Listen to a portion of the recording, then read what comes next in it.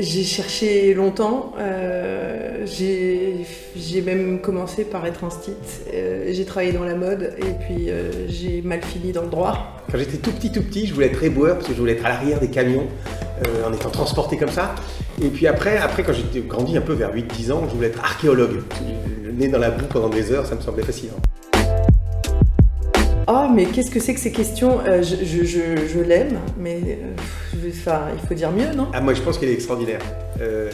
Elle est naturelle et elle a une profondeur de réflexion, d'analyse, une justesse de vue, une empathie extraordinaire. Papier, moi. Numérique. Pour connaître la diversité du barreau, pour penser et avoir un programme qui est prospectif, en fait, orienter les formations continues, orienter les services, accompagner les confrères selon les structures et les besoins réels et d'aujourd'hui et de demain. Aujourd'hui, c'est complètement fou. On a une machine économique, les 32 000 avocats parisiens, même s'il y a 2 000 honoraires, donc c'est peut-être moins machine économique, mais quand même. On a une machine économique, le bâtonnier n'a aucun indicateur pour savoir ce qu'est cette machine économique et quel est l'intérieur du moteur.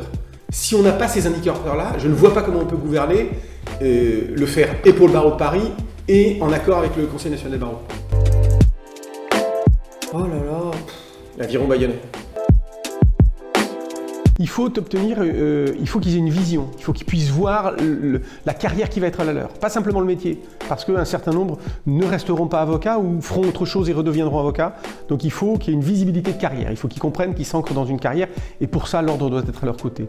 Il faut qu'ils aient le sentiment que cette carrière va être exigeante, mais qu'elle peut être exigeante et sereine et qu'ils ne soient pas dans l'angoisse de l'endroit où ils travaillent, des conditions de travail. Ça, il faut faire extrêmement attention à ça.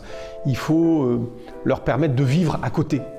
Un avocat qui n'est qu'avocat n'est pas un bon avocat. Ils doivent pouvoir avoir une vie culturelle, sociale, amicale, sportive, de façon à faire d'eux les êtres complets qu'un avocat doit être. Mais qu'est-ce que c'est que ces questions? J'ai une idée.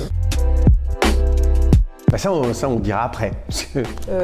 En tout cas, ne serait-ce que d'y prétendre, c'est vertigineux.